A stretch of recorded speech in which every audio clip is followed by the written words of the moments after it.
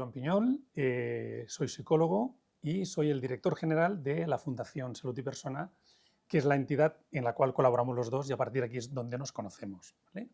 Entonces, nosotros nos dedicamos al ámbito de la salud mental, damos servicio a 5 millones de personas y esto nos aporta una gran experiencia en poder saber qué es lo que necesitan las personas, lo que más nos demandan, ¿no?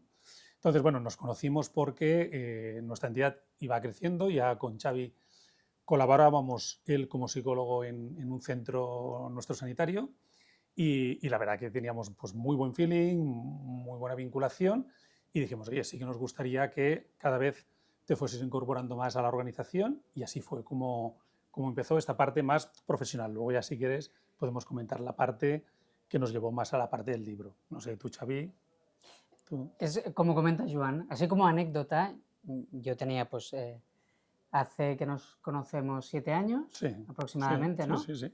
Por lo tanto, como que tengo 45, pues ya tenía una carrera profesional y hacía alrededor de 10 años que yo me había prometido no tener más jefes. Entonces fui conociendo la fundación, el vínculo fue aumentando y poco a poco Joan me fue trayendo y cuando me enteré ya estaba dentro. Bueno, yo había escrito algún libro de autoedición. Joan había escrito y publicado El bienestar emocional Con Kairos, con Kairos. post-pandemia.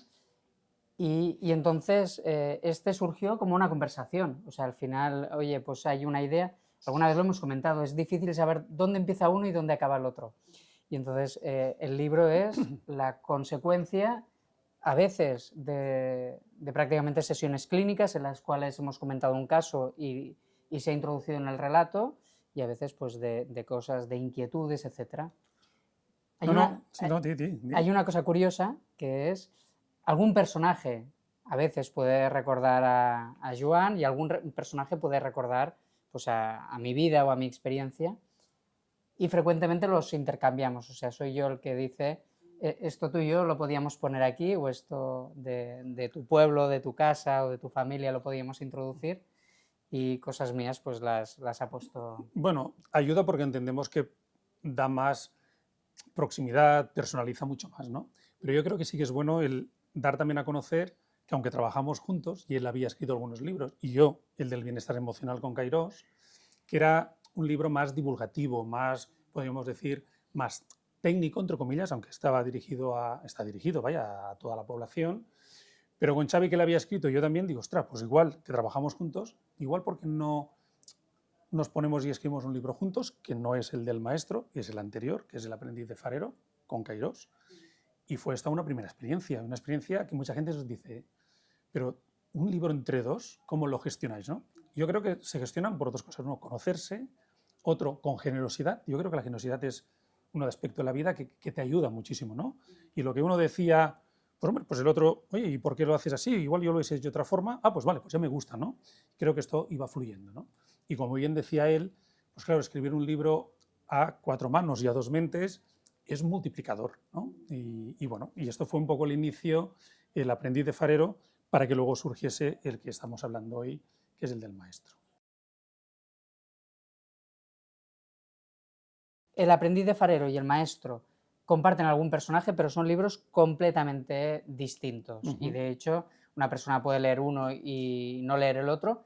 Yo estoy convencido de que quien lee uno tendrá ganas de leer el otro, porque así nos lo transmiten, pero son dos libros con dos objetivos completamente diferentes. El primero, el del aprendiz de farero, es un libro con psicología del día a día, que tiene que ver con... Sí, siempre son relatos de psicología, ¿eh? Hay que entenderlo, que la psicología es la base del libro, ¿eh? En ese sentido. Hay una historia, hay un relato, pero hay un relato porque cuando uno trabaja en consulta, la gente viene con una historia de vida. Entonces, para nosotros se hace complicado el coger y decir, no, yo voy a hacer un manual sobre la ansiedad o sobre la depresión.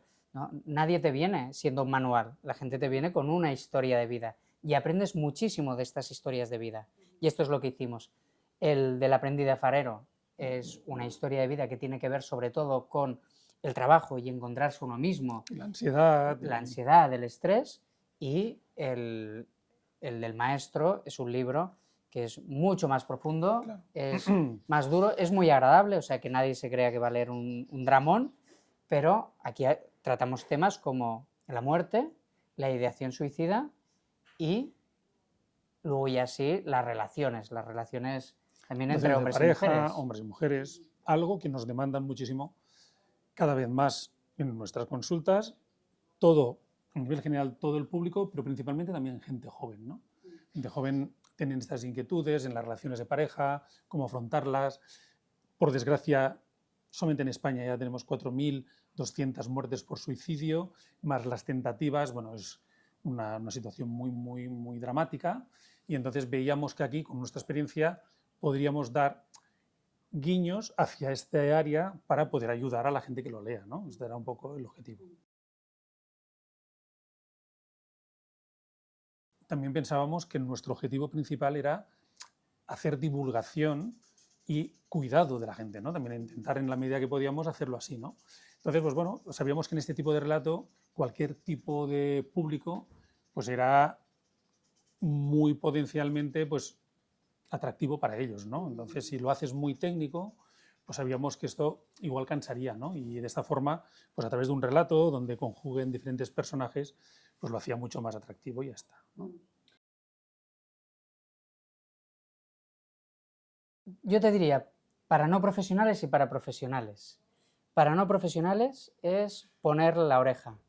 Ya, los psicoanalistas ya decían la palabra cura. La palabra que cura no es la del psicólogo, la palabra que cura es la del cliente o la del paciente. Es cuando yo cojo y digo, me entristece muchísimo esto, ya siento alivio. Y si expreso la emoción, a veces llorando, pues todavía más alivio. Entonces, ¿qué hago? ¿Qué digo? Estar. Estar. Luego, validar la emoción. O sea, no utilizar expresiones como tranquilízate o anímate. Lo comento muchas veces, nunca nadie se ha animado porque alguien le diga que se anime, o nunca nadie se ha calmado porque le digan estate tranquilo. Entonces, la primera parte es esta. ¿Qué hay que hacer con un doliente? ¿Qué hay que hacer con alguien que ha perdido a un ser querido? Pues estar.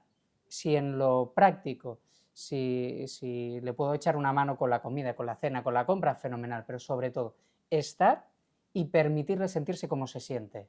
Con esto que te ha pasado, entiendo que te sientas así. Y aprender a gestionar también la tristeza del otro, que a veces nos cuesta. En el caso del profesional, ahí la cosa cambia. Nosotros hemos de ser capaces de identificar en qué momento está y cuál es el siguiente momento en el proceso de duelo. Y entonces le echamos una mano. Con psicoformación, con mensajes, con instrucciones, le ayudamos a pasar de ese momento al siguiente. A veces, si sabemos las fases del duelo, ¿no? La primera es la negación, que no negamos la muerte, negamos el cambio, pero la siguiente es la ira. Entonces yo tengo una persona con negación que va funcionando, le echo una mano, le ayudo a progresar y pasa de estar negando una situación a estar enfadado con ella. Pues vaya avance. Pero yo quiero que siga progresando. Y después de la ira viene la depresión o viene la tristeza. Pues de nuevo, pues vaya avance estamos haciendo. Ya, pero es que luego viene la aceptación y a veces viene el crecimiento después. Entonces, aquí, no profesionales, poner la oreja y ayudar en lo que podamos. Profesionales, hay que ser capaz de identificar exactamente en qué momento está y qué datos, información, instrucciones le puedo dar para avanzar, incluso cuando avanzar implica a veces pues un estado, pues eso, pasar de la negación a la ira, de la ira a la depresión y ya por fin a la aceptación. Nosotros siempre decimos que el suicidio nadie quiere morir por morir. La gente lo que quiere es dejar de sufrir. Este es el punto de partida número uno, ¿no? Y entonces siempre hay algún punto de anclaje al cual la gente puede acogerse para no tener que seguir sufriendo, ¿no? Es por esto, ¿no? Entonces, por eso en el papel que sale en el libro, sin dejar de hacer spoilers, es este diálogo que tienen Javi, que está en el faro, con esta persona que es la que va a suicidarse, ¿no? Entonces él le da su espacio, busca también darle sus pautas, ¿no? Darle un poquito sus tempus y sobre todo un poco lo que él decía antes, ¿no? También en el tema del duelo. Tú por mucho que a alguien le digas no te tires, si se quiere tirar, se tirará. Me explico, no, de un acantilado o desde un piso, ¿no? Pero sí que es verdad que hay unas técnicas, que ahora os las comentará mejor Xavi, que lo que hacen es que hagas que se aferre un poquito a decir, bueno, pues igual me puedo esperar a mañana, ya si hemos ganado esto, me puedo esperar mañana, pues esto tienes muy conseguido, ¿no? Entonces, pues bueno, hay una fase, bueno, tú coméntala si quieres un poquito más de detalle, la que, bueno, en este caso por el libro, ¿no? La que hace Javi con la persona que quiere suicidarse, pero que vale para cualquier otro, ¿no? Hay una parte que lo has dicho súper bien, que es las cosas que yo me digo y la dureza que tienen. Pero luego hay otra, que es aceptar que a veces tenemos este tipo de pensamientos. Pues esto nos ocurre a prácticamente todo el mundo. Eso es una ideación suicida. El hecho de, en un momento determinado, decir, si me muero les dan a todos por saco, o si me muero descanso, o me muero y chimpún. Pero la mayoría de personas, afortunadamente, el siguiente pensamiento es vaya burrada que tengo esto, o vaya burrada que me perdería esto. Hay algunas personas, por desgracia, que el siguiente pensamiento es me generaría alivio, o podría descansar, o podría dejar de sentir dolor. O sea, lo que quiero dejar claro es la ideación suicida la tiene prácticamente todo el mundo, aunque no lo reconozcamos. O sea, prácticamente todo el mundo ha pensado jamás lo haría de esta manera y en caso de hacerlo, lo haría así. Pues esto es ideación suicida. Lo que pasa es que no hay la impulsividad y muchas veces no hay una emoción lo bastante fuerte como para llevarme a vencer el mayor de los instintos, que es la supervivencia. Y luego, No, perdón, no, que digo, esta fue la gran discusión, porque claro, yo diría, yo nunca me he planteado suicidarme, o morir por suicidio, nunca. Pero si dices, hombre, si vamos a mirar que cuando lo ves en las noticias continuamente, ¿no? claro, Cómo se ha suicidado alguien, entonces dirás, ostras, pues yo así no lo haría. Entonces, claro. bueno, si lo vamos a ver de Y este en aspecto, caso de hacerlo, claro, a lo mejor lo haría entonces así. diría, pues sí, entonces sí que podemos. Por eso te digo que estas son cosas que dentro del libro son las discusiones que uno va teniendo, ¿no? Y luego hay otros aspectos que luego veremos de la relación de pareja. Digo, hombre, pues yo lo vería de una forma, siempre ya no tanto desde el punto de vista también personal, sino desde el punto de vista profesional, que es lo que decía que la generosidad te hacía, decía, hombre, pues tiene razón. Pues bueno, yo no lo haría de esa forma, como yo sí que acepté que podía tener alguna ideación suicida, yo que no tengo ninguna, pero sí que es verdad que planteándonos viendo en televisión cosas, diría, hombre, esto no lo haré nunca. Nosotros en nuestro entorno, ya desde el punto de vista profesional, es un continuo. Pensad que atendemos a muchísimos, miles de personas, que es la que también nos da un poco esta experiencia, ¿no? Y oyes cosas y ves cosas que realmente sí que te hacen pensar, decir, ostras, ¿cómo ha podido llegar esta persona a poder morir de esta forma, ¿no? Pues sí que es verdad, si lo vas a mirar de esa forma, y me dijo, pero tú lo has pensado así. Bueno, Bueno, sí, a yo he veces, pensado que claro, así no lo haría nunca.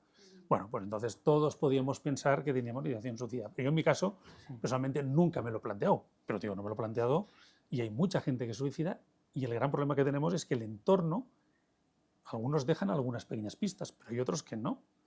Y entonces, bueno, estas son las cosas que chocan Sí. Y se nos olvida la adolescencia, cuando cualquier problema era un problema enorme.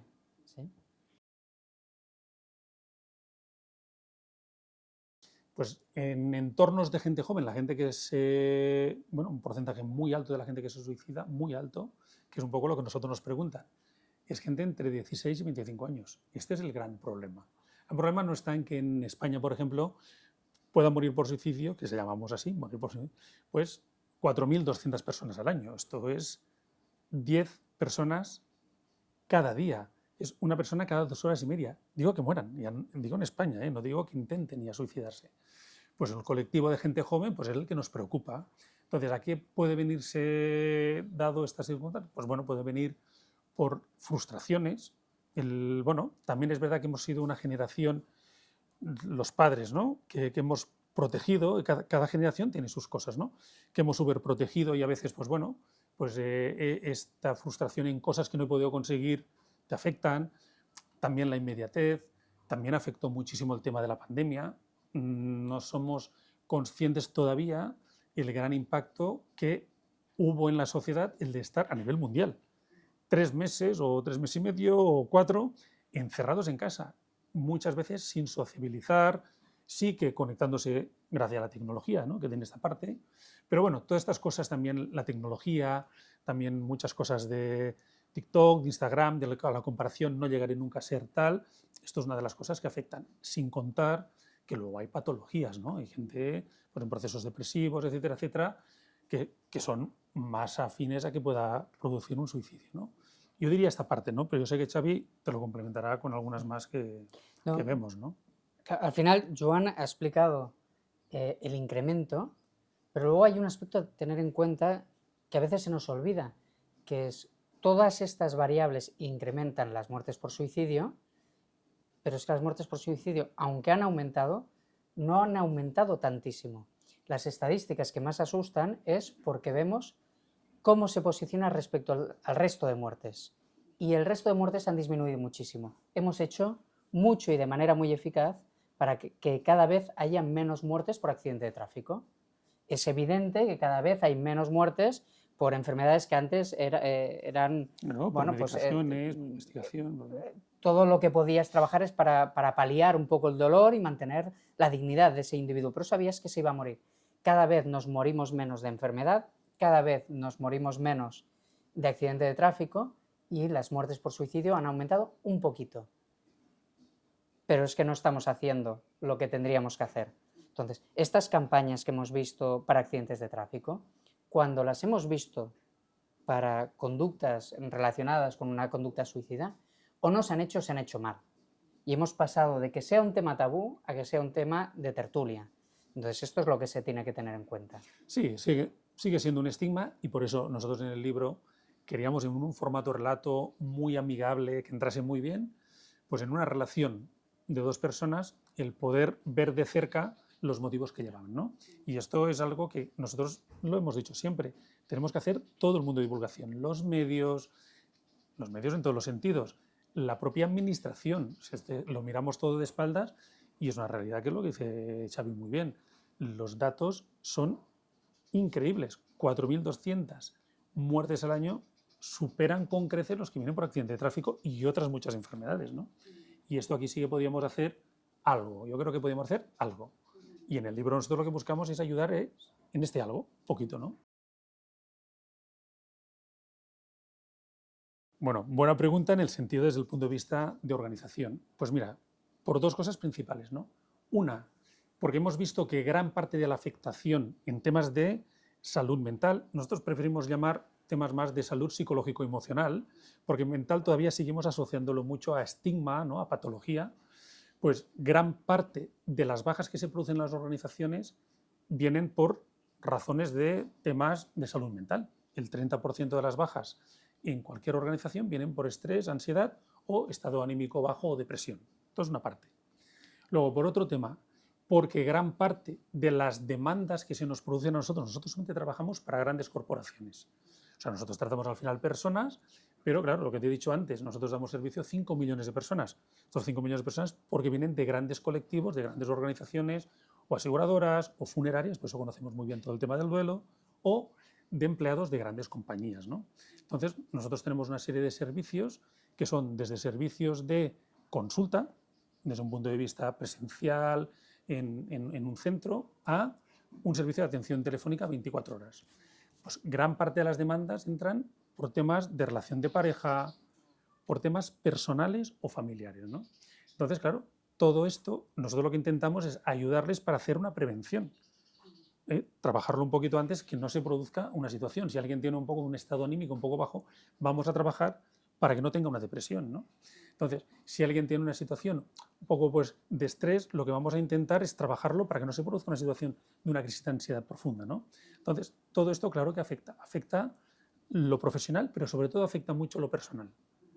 Y lo personal y familiar afecta al entorno del trabajo porque le dedicamos gran parte de nuestra vida y gran parte de nuestras horas al trabajo, ¿no? Entonces, lo que sí que también buscábamos en el libro, igual como lo hicimos también en el anterior, ¿no? El del aprendiz de farero, es poder dar unas herramientas y pautas que te ayuden no solamente en tu vida personal, sino también en tu vida profesional, social, etcétera, etcétera, ¿no? Pero tiene un gran impacto en el entorno personal, por eso la relación de pareja era algo que entendíamos que teníamos que poner en el libro. La segunda parte también trabaja mucho, si veréis, mucha la parte de la relajación, ¿no? El tema de la respiración, porque son técnicas que ayudan también, ¿sabes?, a complementar aparte de la terapia, que es lo que nos digamos nosotros, pues a poder estar bien, ¿no? Entonces, pues hay una serie de hábitos que del primero haces guiños en el segundo para encontrarse bien. ¿Por qué te encuentras bien?, le dice la segunda protagonista a Xavi. Pues por eso, ¿no? Que esto de la primera parte coge estas experiencias básicamente, ¿no? Creo que intentábamos expresar la belleza no como la perfección, ¿no? Sino como la observación de lo que te rodea, y ahí esta parte un poco de conciencia plena, de estar atento, de que las cosas no te pasen por alto.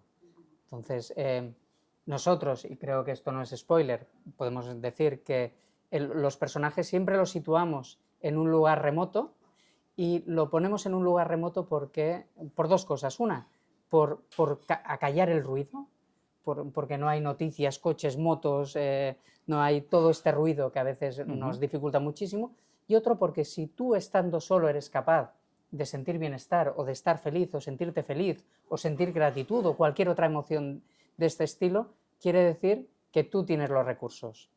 O sea, es fácil, ¿no?, divertirse en un parque de atracciones, pero vete a la playa solo y diviértete, y entonces es cuando te das cuenta de yo tengo los recursos necesarios para un poco pilotar mi estado emocional también. Cuando viene una mujer a consulta y yo le pregunto motivo de consulta, estamos generalizando, pero en general las mujeres son capaces de darme un motivo de consulta muy claro. Vengo porque me entristece esto, porque echo de menos esto, porque me frustra esto otro. Cuando viene un hombre a consulta y yo le digo motivo de consulta, normalmente lo que me dicen es estoy mal. Yo le digo, ya, pero ¿cómo mal? ¿Cómo? No. Triste, frustrado, ansioso, angustiado, y me dicen mal, mal, fatal, Xavi, fatal. Y de aquí no salimos. ¿Eso quiere decir que los hombres no tenemos grises o no somos capaces de diferenciar emociones? No. Lo que quiere decir es que hemos sido educados para no expresar las emociones. O sea, cuando yo, que tengo 45 años, era pequeño y lloraba, me decían, no llores, que pareces una niña. Y si en un momento determinado, pues yo le hubiese dicho a mi padre, siento melancolía, se hubiese sorprendido, no hubiese sabido muy bien cómo reaccionar. Existe una cosa que se conoce como alexitimia, que es cuando una persona no expresa una emoción durante mucho tiempo, es incapaz incluso de reconocerla. Dicho esto, o sea, la primera parte es, no es que no sientan emociones, sino que muchas veces no son capaces de identificarlas. Y a veces yo lo comento no es que no te lo quiera decir, es que no sabe entenderlo. Y te puede decir que no está bien, Y no sabe expresarlo. no sabe expresarlo, y como que no le pongo palabras, no hay esta parte de cognición. Esta es la primera parte. Cuando tú trabajas en consulta, si aprenden a expresar las emociones, no hay tanta diferencia. Hay diferencia porque vienen muchísimas más mujeres que hombres a consulta. Pero los hombres sienten celos, sienten inseguridad, sienten melancolía, sienten afecto, sienten absolutamente todo. Lo que pasa es que a la hora de expresarlo, pues vamos más cojos, y vamos más cojos porque durante muchísimo tiempo no se nos ha permitido poner el nombre adecuado a cada una de las emociones. El amor no es cosa de mujeres y poetas. No, y esa parte en el libro sí que es la que nos llevó, podríamos decir, darle un poquito más de trabajo, más profundidad, porque realmente veíamos que nosotros, los hombres, digo los hombres, nos éramos mucho más diferentes de las mujeres. Entonces aquí sí que es verdad que tenemos que hacer un poquito este esfuerzo de los dos, sentarnos y plantear de expresar estas emociones que por histórico no tenemos el hombre. Que dentro de lo que es consulta hay algo muy importante, y es que quienes más demandan de los servicios de atención psicológica ante situaciones personales, familiares, de pareja, son las mujeres. O sea, nosotros tenemos dentro de nuestras atenciones el porcentaje más alto, pero digo más alto, te diría que por encima del 70% son mujeres respecto a los hombres. Hay diferentes colectivos que más o menos puede variar, y luego, en torno a un 60, perdona, un 40, pero normalmente está 70, 30 mujeres frente a 30 el porcentaje hombres. de suicidios consumados es más masculino. O sea, lo que quiere decir es que el hecho de que una persona no haga la demanda no quiere decir que no exista la necesidad. Correcto.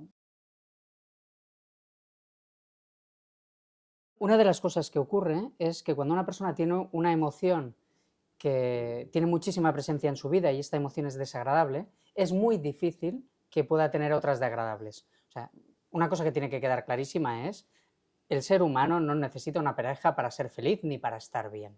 Y este es el punto de partida.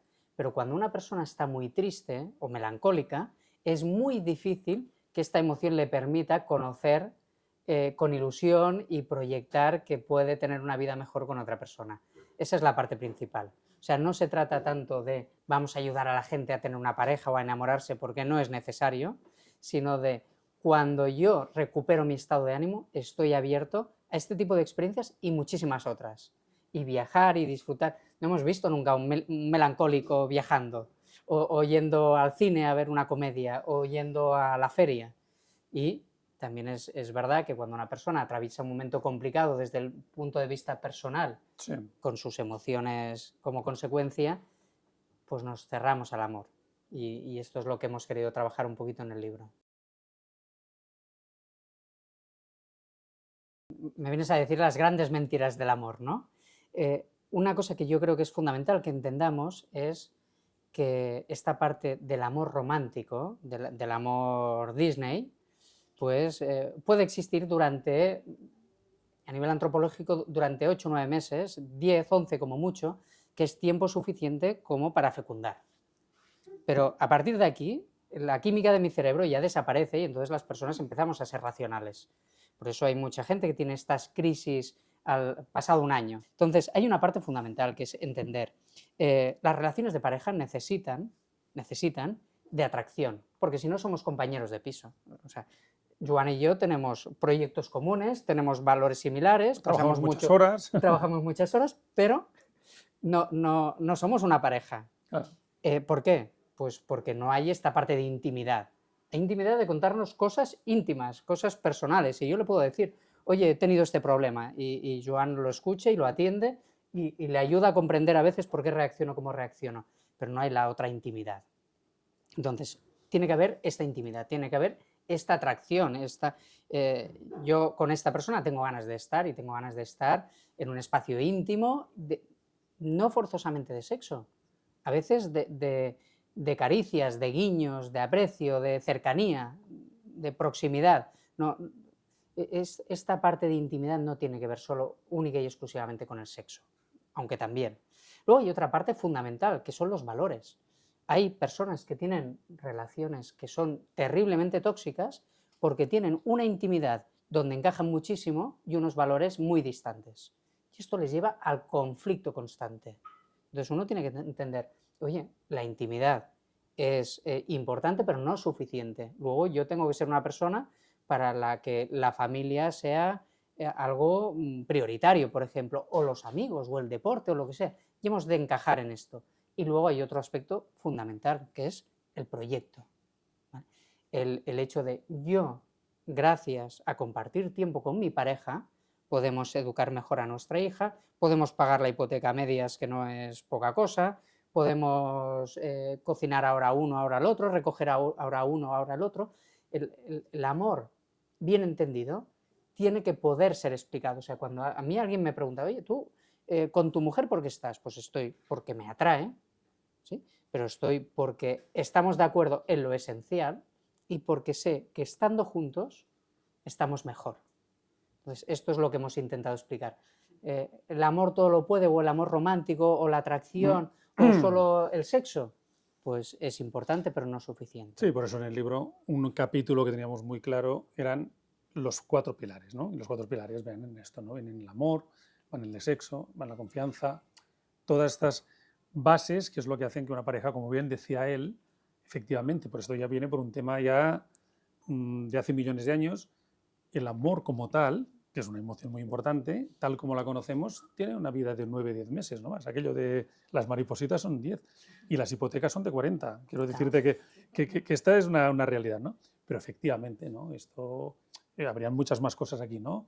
Por un tema, pues, de sumar, por un tema de cierto egoísmo, porque también al final la gente dice, yo lo que busco no es tener una relación de sexo en un momento. Mucha gente con la que hablamos y que hemos hablado con el tema del libro, dice, yo quiero un proyecto de vida, ¿no? El poder compartir, el poder ir, no estar todo el día en la cama también es un complemento, pero poder ir al cine, poder ir a pasear, todo conjuga sexo, valores, muchas cosas de estas, ¿no? El desamor. El desamor partiría de cuando se hace evidente una cosa que tú creías y en realidad nunca ha pasado. O sea, el problema del desamor es que yo estoy proyectando una vida con una persona que en realidad no he tenido. Y entonces aquí es el gran desengaño. Normalmente no tiene que ver con, cuando el desamor tiene que ver con que una persona se muda, o que cambie sus prioridades, o que cambie algo de su casa, yo soy capaz de comprenderlo y en un momento determinado yo puedo decir, con esta persona estaba bien, pero es que ahora es idiota. Y esto lo aceptamos de manera más o menos razonable, porque incluso queremos coger distancia de esta persona que ha cambiado por un motivo X. Le ha tocado la lotería y no hay quien lo aguante.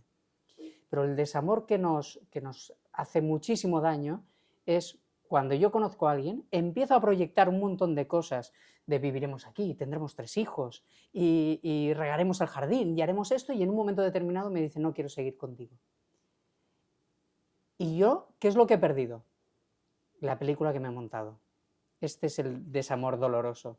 O sea, hay muchas personas que le dices, pero si hace 2 días que estás con él, o si en realidad la relación que teníais no era buena, si no estabas disfrutando, si no erais felices, ya, pero yo con este iba a envejecer, o con esta persona iba a envejecer, y eso es lo que nos genera esta tristeza.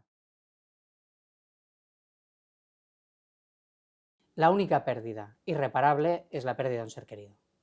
Es verdad que la gente, cuando se rompe una relación de pareja, pasan por un momento de negación, de ya volverá o volveremos a estar, luego viene la ira, Sí, y sí, mi entonces, caso es muy parecida. claro, me enfado, ¿no?, con su amante nuevo, que ni lo conozco, ni lo he visto, ¿sí? O con el suegro, o con la suegra, o con quien sea, ahí Sí, está sí. ira.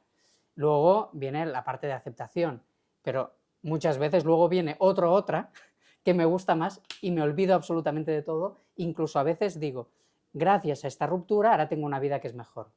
Eso no pasa con el duelo. O sea, la única situación que nunca me va a mejorar es la pérdida de un ser querido. Todas las demás, yo puedo perder una casa y luego comprarme una más grande, puedo perder una relación amorosa y luego conocer a alguien, que es lo que suele pasar, que me gusta más. Entonces, ¿cómo lo trabajamos? Uno tiene que ser consciente de que yo solo he de poder estar bien y mi pareja me mejora. Entonces, tengo que trabajar la autoestima, tengo que trabajar el ser capaz de tener conductas que me vienen bien, de tener esta capacidad cognitiva que hablábamos antes, de sin más necesidad o sin necesidad de otras personas, yo poder estar bien, yo poder disfrutar de un disco o de una lectura o de un paseo. Y si el paseo lo hacemos juntos, pues mejor todavía. El tema del faro, al final, no deja de ser una metáfora en el aspecto que ilumina, que te guía, ¿no? Y este era el primer punto de partida por el cual hay un faro, ¿no? Luego, 2, porque es un sitio apartado, en la gran mayoría de los sitios, y donde entendíamos que era cuando uno se encuentre a sí mismo, ¿no? Entonces nosotros decimos que uno tiene que tener sus propios espacios. Yo creo que esto es fundamental en todo, ¿no? Incluso teniendo un entorno de amor bonito, en un buen entorno profesional, al final uno tiene que tener sus propios espacios, tiene que tener, pues esto, ¿no? El poder encontrarse a sí mismo, el tener tiempo de poder ir al cine solo, un día, el poder pasear solo por la playa, ¿no? Un poco muy bien, lo he dicho antes, Xavi, esto es lo más difícil, ¿no? Porque una vez tú ya estás bien contigo mismo, puedes ayudar muchísimo a los demás, ¿no? Y entonces, por eso, para nosotros el tema del faro jugaba con estos aspectos, ¿no? El de que te encuentras gran parte del tiempo estando solo. Hay una primera parte, que es el del aprendiz de farero, donde comparte continuamente Javi todo su tiempo con Juan, ¿no? La pérdida de Juan es la que hace que realmente se encuentre solo y haga todo un proceso de autoaprendizaje, de técnicas de relajación, del poder hacer técnicas de respiración, pasear, el encontrarse un poco a sí mismo, ¿no? Y esto para nosotros era un poco el punto de partida, ¿no? Que, bueno, lo complementas con que puntualmente puedas tener visitas en el faro, porque hay gente que va al faro, y que, bueno, pues puedes compartir muchas cosas que están muy bien, pero que son muy fugaces, ¿no? Entonces, al final, y yo siempre digo, decimos y creemos que es un poco lo que tenemos que transmitir. Con quien mejor tienes que estar es contigo mismo, ¿no? Este es el primer punto de partida. Si tú estás bien contigo mismo y tú sabes dedicarle el tiempo a lo que tú quieres hacer, es cuando mejor puedes entender a la gente, le puedes ayudar, etcétera, etcétera, ¿no? Entonces son combinaciones de muchas cosas. Luego, si quieres, te explicaremos el por qué un faro porque los dos somos de la misma zona y tiene una explicación del por qué decidimos que fuese un faro, ¿no? Bueno, nosotros el tema del faro tiene una connotación muy importante, independientemente de que, como hemos ido comentando, que es una metáfora, ¿no? que ilumina, que ayuda, etcétera, etcétera, que es imponente, que todo el mundo cuando hacemos algún viaje nos hacemos foto cuando vemos un faro al lado de un faro, ¿no? Esto es importante. Sobre todo los dos somos de Tarragona y somos de un sitio, Tarragona es un sitio de costa, ¿no? Y que nos gusta el mar. Él es de Tarragona, yo soy de una zona del sur de Tarragona, que es el delta del Ebro, y donde hay un faro, también es un faro también muy, muy bonito y tal, ¿no? Y entonces esto ya fue un primer punto de partida para orientarlo hacia aquí, ¿no? Luego ya ahora os contaré Xavi le gusta mucho el mar, navega, y esto le ha llevado también a conocer muchos faros, ¿no? Entonces, fueron varias de estas situaciones las que nos llevaron a poner el faro como punto de partida, ¿no? Y luego al final, pues lógico, el faro pues te da lo que me has dicho antes, ¿no?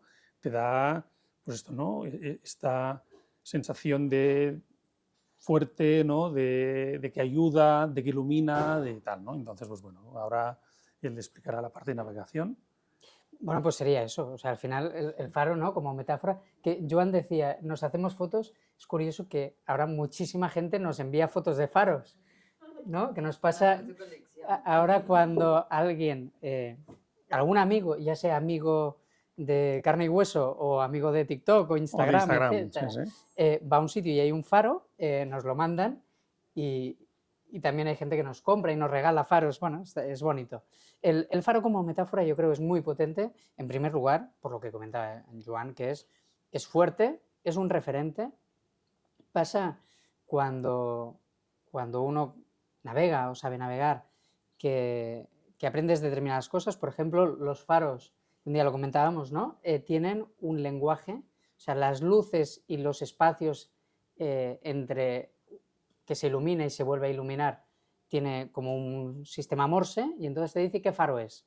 De manera que tú estás en medio de la noche y intuyes, porque te lo dice el GPS, te lo dice la carta, que estás en un sitio. Pero lo estás intuyendo y no ves absolutamente nada más que una luz. Entonces tú miras si estas señales que te hace esta luz se corresponde con lo que tu carta de navegación dice y entonces es la certeza que estoy donde creo estar. Y esto tranquiliza mucho. Esto es un primer aspecto. Luego sería un poco como la cuerda de seguridad del alpinista. El faro es aquello que te ata a tierra. Pero pasa una cosa curiosa, que es, ¿dónde están los faros? Los faros no están en el puerto. Los faros están en los peñones. El faro no te dice, ven aquí. El faro te dice, yo estoy aquí. Tú sabes. Y tú no te puedes acercar del todo.